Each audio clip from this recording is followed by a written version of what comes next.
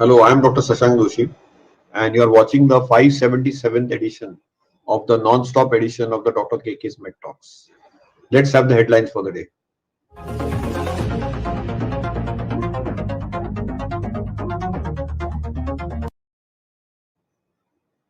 So we know that COVID still continues worldwide, and we have the Center for Disease Control saying that they want to add the wastewater surveillance for COVID as a part of the knowledge on the COVID community spread.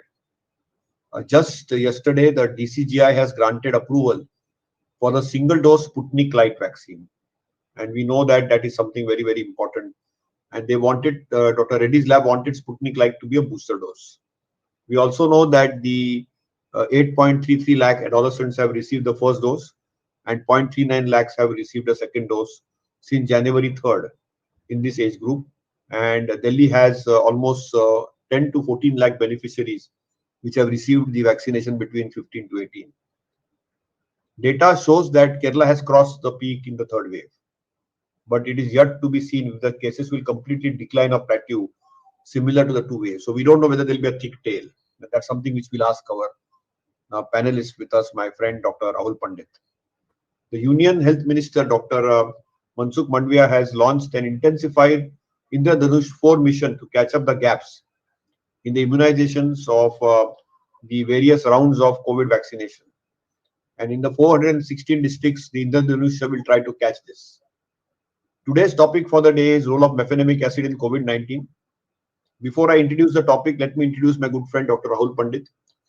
I'm grateful to him that he's joining at midnight from Australia, and he is really one of the world's foremost leaders in critical care medicine. He has a dual attachment in India at the Fortis Hospital and in Sydney in the critical care unit there. He has been at the forefront of the COVID war, and he has been very, very actively involved in evidence-based critical care medicine. He has popularized the concept of tele-ICUs. He has been on the Supreme Court appointed state national task force and the Maharashtra government task force for COVID-19. Before we begin our shows, I would like to pay our condolences to Bharat Ratna Lata Mangeshkar ji. So we will observe a minute of silence, and then I will ask Professor Pandit to give his initial introductory remarks on inflammation and COVID, and then I will go straight to the topic of the day.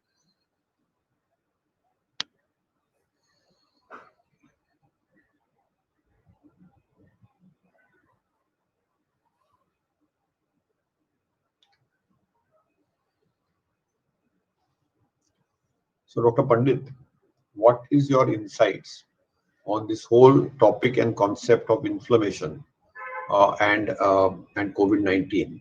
Because today we are going to discuss a very unique topic of role of mefenamic acid in COVID-19.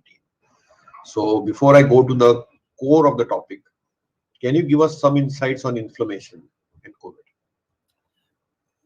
Good evening, everyone. Sir, just before I begin, I would like to say that it has been absolutely heart-wrenching to hear about the sad demise of Bharat Ratna Lata Mangeshkar ji from here in Australia.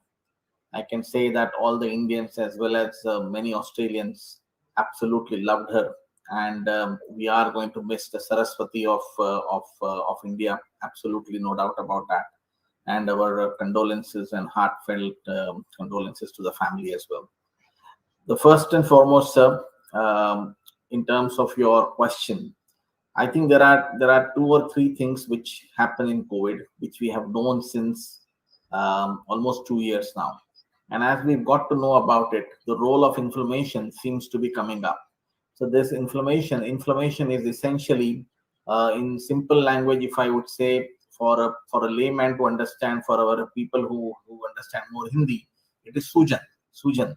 Yeah, and that Sujan, which basically happens, the inflammation which happens at the cellular level, it happens in multiple folds.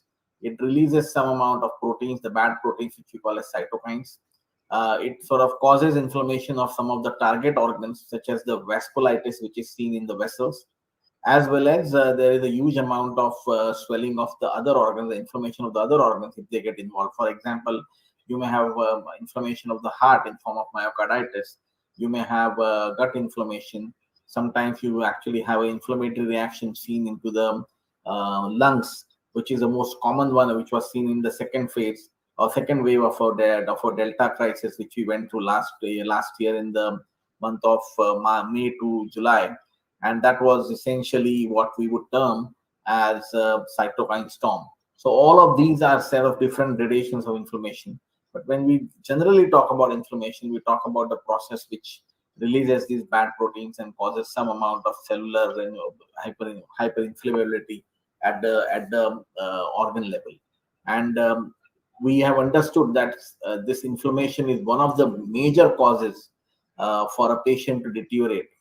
And if we can deal with it in a reasonably quick fashion, we may be able to have identified those patients quickly, give them something to curb this inflammation down, and we may actually help them in not progressing from a mild or moderate disease to a severe disease. So that's our inflammation in general. Of course, there is too much to talk about it. You can actually talk on 2 or 3 webinars completely on inflammation, because the process is so wide and has an applicability right from head to toe in terms of organs which will be involved. But for the topic of the day, the mefenamic acid, I think it's a perfect topic to be discussed, and its role in playing in curbing the inflammation down. So back to you, sir, for more details on this. So thank you, Rahulji. So we know, as you rightly said, that COVID is an acute viral disease, and it has a dysregulation of inflammation and immune response, and it in turn inhibits the development of protective immunity. And it is a symptomatic COVID which got in the forefront in the current pandemic of Omicron. We know symptoms are very heterogeneous, but the headache, the fatigue, the myalgia, the arthralgia, the fever, the sore throat, the cough, they are all manifestations of viremia and inflammation. So it's an immunoinflammatory or an inflammatory thrombotic disease. We know NSAIDs had a role. Initially, the role was a little controversial, and we know that in early management, it could lead to lymphopenia and immunosuppression. But mefenamic acid, the topic for the day, is a unique molecule. It's a unique NSAID. It's a very old time-tested NSAID from a safety standpoint. It's antipyretic, it is analgesic, and it is anti-inflammatory. So obviously, initially there was a series of 5 cases, and even I have used them in the initial parts of the COVID treatment to reduce fever, because it reduces not only fever but reduces CRP. It may prevent cytokine storm. We need to generate good science on that, but clearly there has to be an anti-inflammatory impact. And therefore, we know that in COVID myalgia and post-COVID myalgia, I have been using extensively mefenamic acid, particularly even in long COVID. And a lot of the thermoregulatory disturbances of fever and pain, which occur even post-COVID, the CRP reduces to 1. We also know that the safety and efficacy of mefenamic acid reduces PAS. What is PAS? Patients reaching an acceptable symptom state. We know that walking, talking patients, this is not for hospitalized patients, their duration of symptoms can be severely restricted. So in the Omicron wave, I have used mefenamic acid, and particularly it has been useful for people with headache, sore throat, and retroorbital pain, because there the impact is marked. In the nose and throat COVID of the Omicron, symptomatic treatment mattered, and clearly the symptom reduction was quick and fast.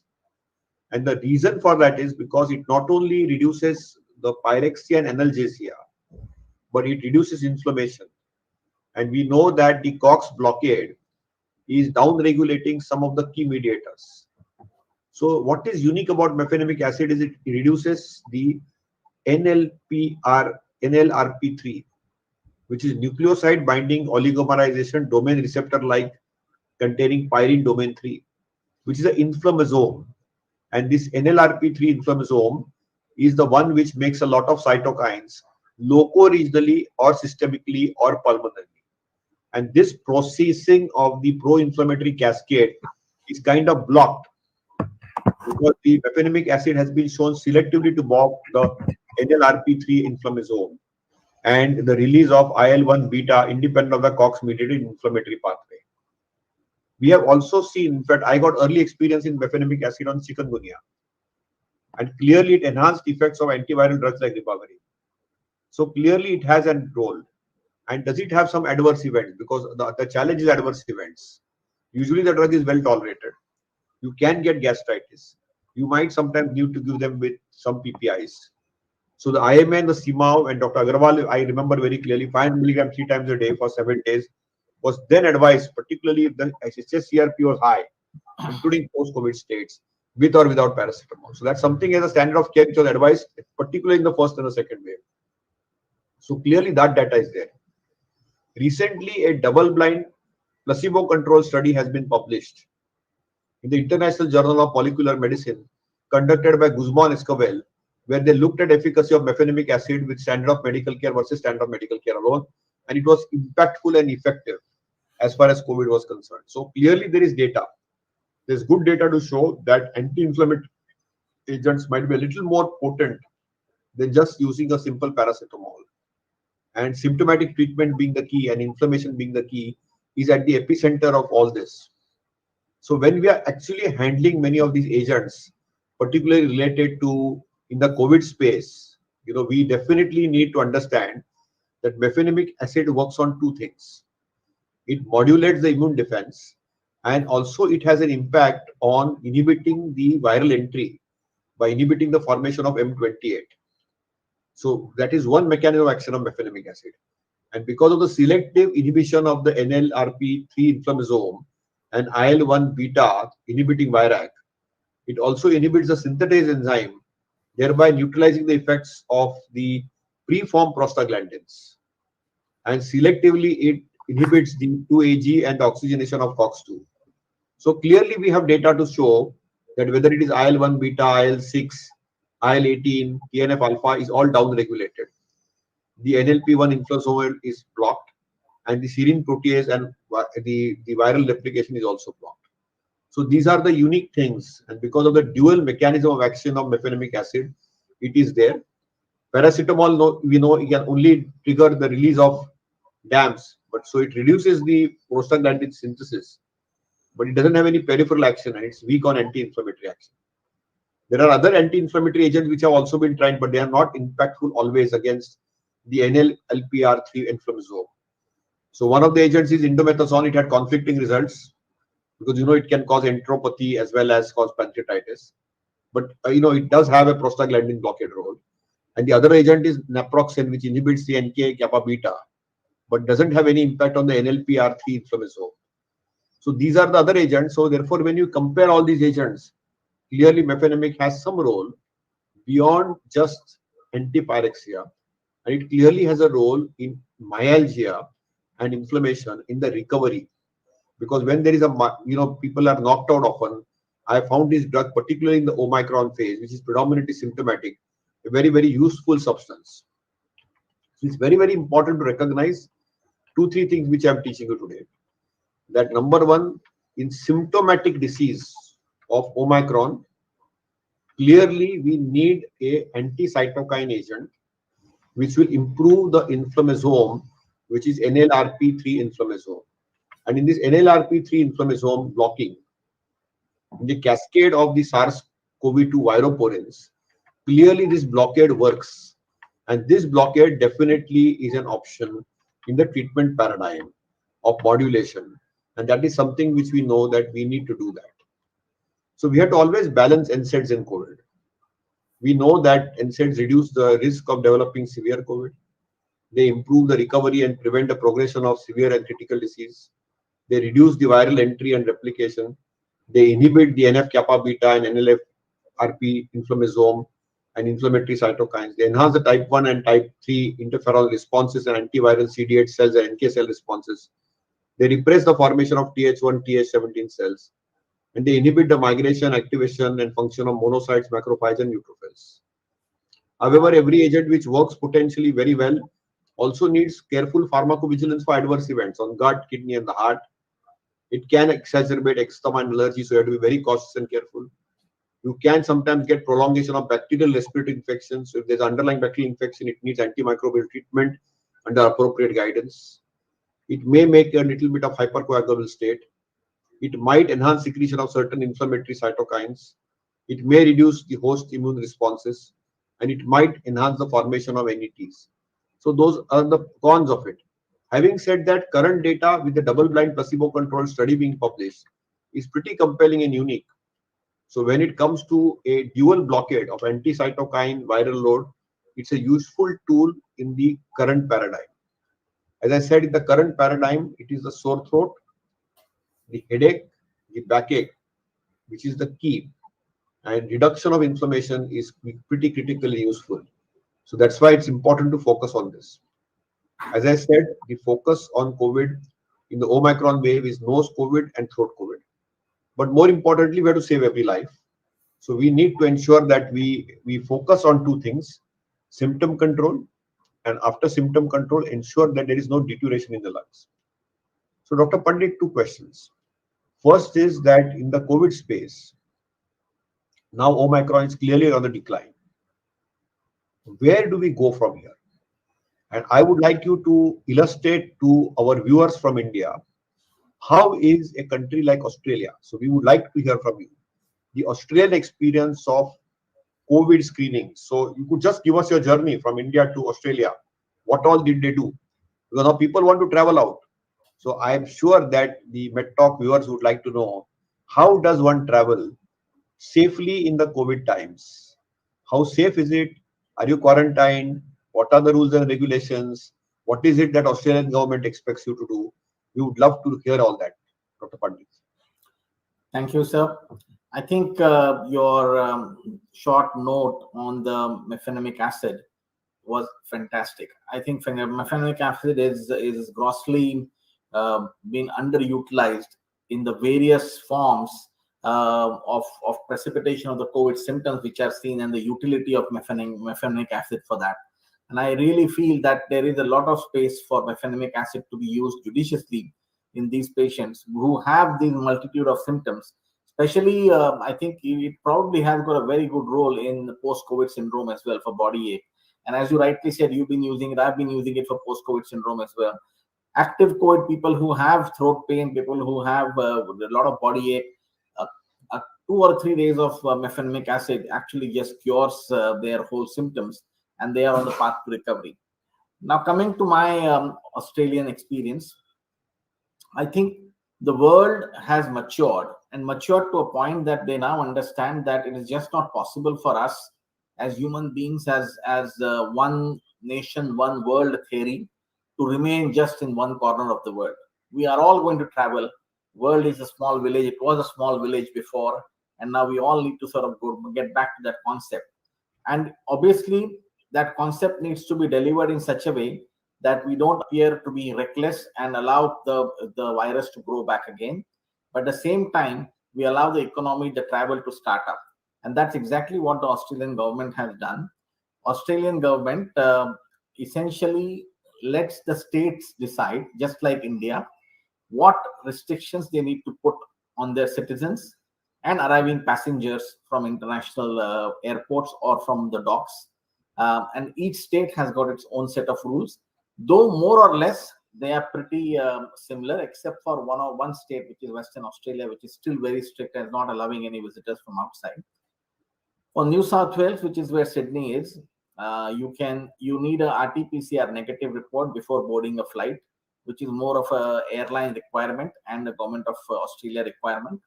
And then when you arrive here, if you are fully vaccinated, and they recognize people who are fully vaccinated as those who have taken the WHO approved vaccine and have completed 2 doses in the last 12 months. So those are the ones who are fully vaccinated. If you've taken an additional dose, which they here call it as booster dose, in India we are very clear that we are actually using that as an additional dose, then they consider that you've been given a booster as well. After landing here, if you're fully vaccinated, you need to go straight to your accommodation, which is your home or your hotel. And once you reach there, within 24 hours, you have to take a self-administered antigen test, a rapid antigen test, a lateral flow test. And until the test result comes, you have to be isolated. So we all did that as soon as we came in. Within the first couple of hours of coming home, we did that. Once it is negative, you're allowed to step out of the house with full mask, but you're not allowed to visit high-risk areas. High-risk areas are hospitals, old age homes, correction facilities, so on and so forth, where you may have people who are residents, and if the infection does unfortunately go there, then large number of people who are actually in a confined space like a hospital might get positive. So they don't allow us to go there. On the 6th day of arrival, there is another lateral flow test which I have to take. And if that test is also negative, then there is no restriction. I can visit the hospital, I can do things. So at least for 10 days, that means you are essentially not allowed to go into high risk areas, but your day-to-day life is certainly going on. You can visit offices, you can visit grocery stores to buy things and stuff. So that's how the life is currently going on. Obviously, we have to be very honest about ourselves, and we have to do the test ourselves. They rely on people being responsible. So you do a test, you take a photograph of that, and you keep it with you. In case a custom officer or somebody from the customs calls you up, we need to show them the evidence that the test was indeed done. So I believe India will also move to the point where a day-to-day disruption of life, as you've already said this in previous shows with me many times, that by the middle of this year, hopefully, and we all only can hope because nobody can be 100% sure about COVID. But from what we have understood in the last 2 years, by middle of this year, we will come to such a situation that day-to-day disruption of our life will not happen, even if a new variant comes, even if this disease just continues to sort of simmer on to what level we are right now. And that is because we will have to learn to live with the virus. And that is what we need to do. We need to learn to live with the virus. We need to make sure that in close spaces, in people who are in proximity, you need to wear a mask. We need to be responsible citizens and complete our vaccination. So in Australia, that's another thing. Everybody is required to be vaccinated unless you are medically being excused from getting vaccinated. So if some condition is there which actually does not warrant you to have a vaccine, then they would sort of allow the relaxation in that person. So that's a very, very small population who have got allergic reactions to virus. Otherwise, all of them, in fact, many of them have vaccinated themselves.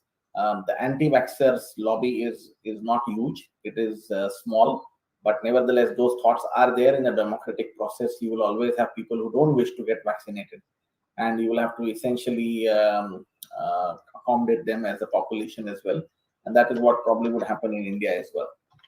So I think, sir, in the next 3-4 months, we should be looking at quickly ramping up our facilities to such a level of safety that we should be able to function regardless of what is happening with COVID. And that should not be, again, in a reckless way. It should be in a responsible way, that we don't allow the infection to flare up. At the same time, some level of infection will be there in the background. We will not be able to quickly stop that. Perhaps it might continue for a few more months. It might continue for another year. We don't know for sure. But it definitely looks like COVID is on a decline, and it will probably remain that way. So those are my thoughts on where we head from here on.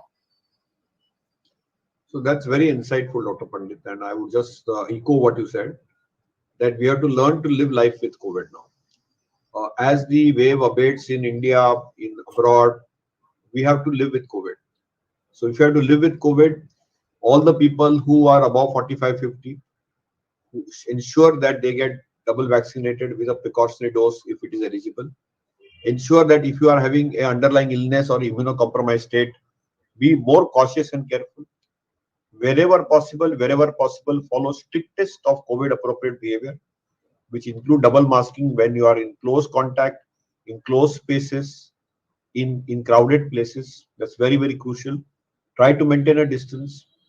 Try to maintain also proper hand hygiene and fundamentals of sanitation.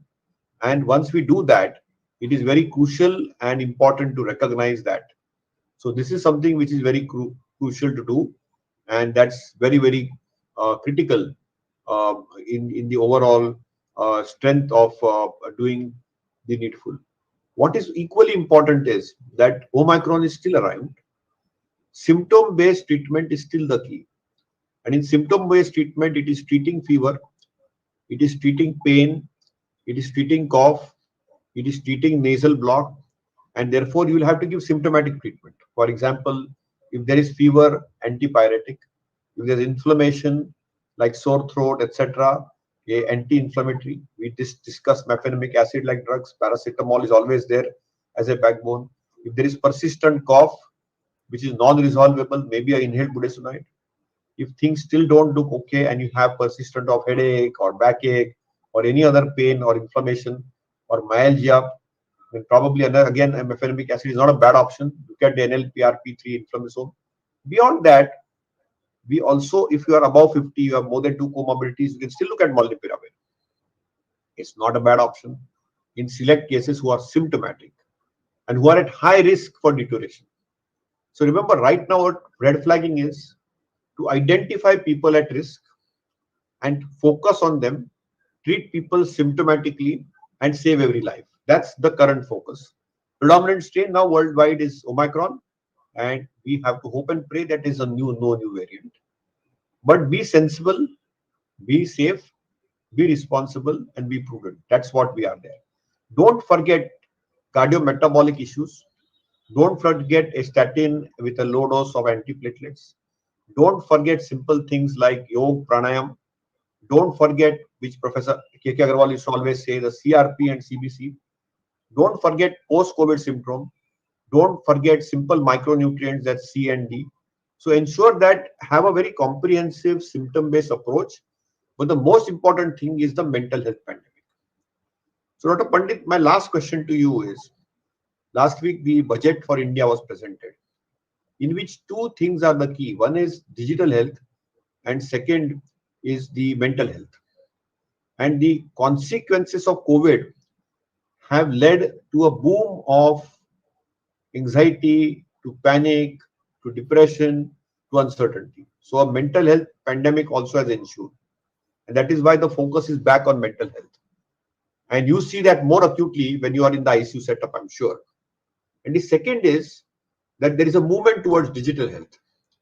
And Dr. Pandit has a vision for our country. He feels, and I have a vision for the country, that every person who needs care can be digitally connected with the doctor. In the remotest part, we are available for them digitally. And even for ICU, there is a concept called tele-ICU, which Dr. Pandit wants to promote.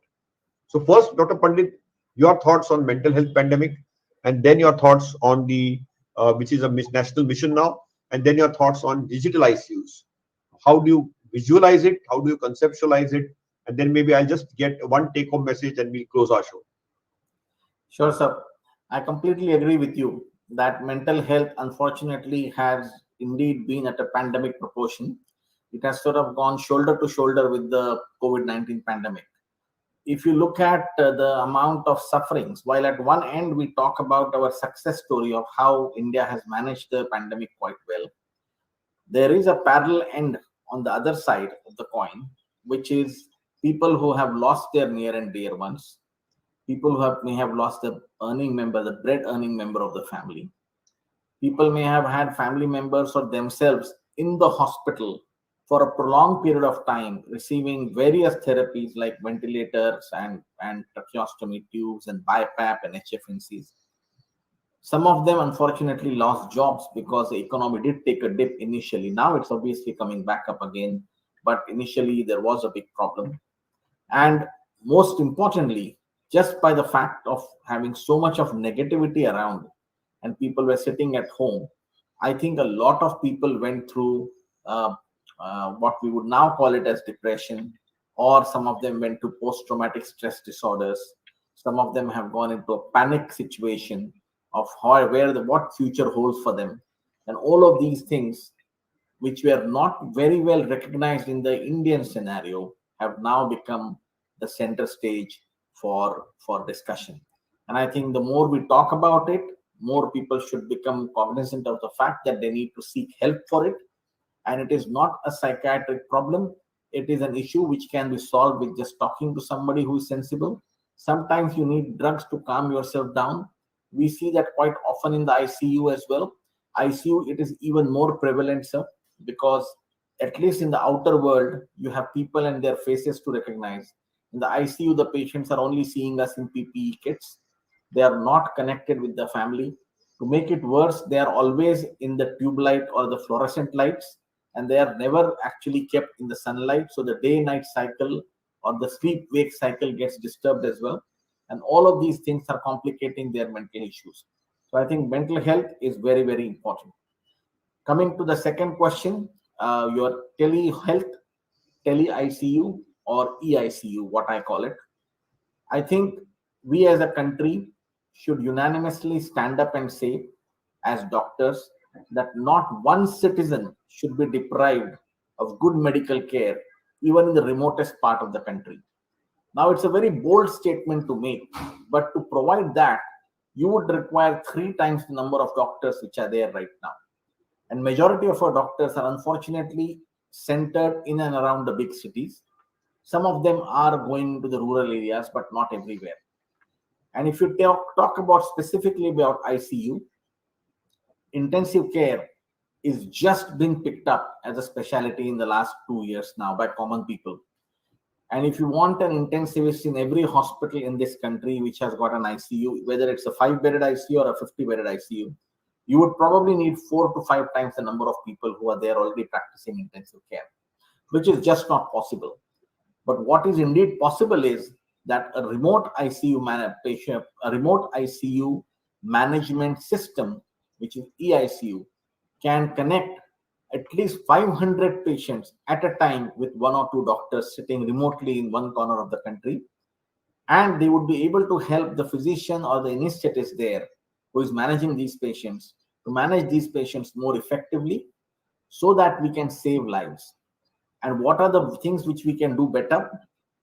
If I look at the intensivist profile, and this is something which I keep on saying even on national television, and when we are on a national platform right now, 80 to 90% of my job is cognitive. Is cognitive means I need to think, how am I going to make this ventilator work? The 10% of that ventilator job is actually putting the tube into the trachea and connecting the patient to a ventilator, which is a hand skill. Now, fortunately, we have a lot of anesthetists and physicians who possess those hand skills, but they have not gone beyond and took the training for actually the cognitive skills which I'm talking about. So these cognitive skills can easily be shared on a digital platform, and they can be utilized in patient care very, very effectively. And while they may appear to be subtle skills, trust me, we have spent 3 years, 4 years learning them. And even after 25 years of practice, I would say I'm still learning it, because there is so much advancement happening in the field of medicine. And there are 3 or 4 fields where I think the research has just gone on a different level. One of them is, Professor Joshi, your field, endocrinology. We were talking about diabetes control. Now we talk about diabetes cure. We talk about continuous glucose monitoring. And there are so many other drugs which have now come, which are more safer and easier and don't have side effects. The second branch is oncology, where we obviously know that cancer and its different forms, we have now identified the genes and receptors which are responsible for it. And from chemotherapy, we've now moved to immunotherapy in cancer. And the third field is critical care. In critical care, even the position of the patient on which we ventilate has changed now. We are now proning patients more often than what we were doing before. I think all of these things have added on to these 3 branches proliferating to such a level that no one individual can now say that I'm a complete physician, but I practice endocrinology.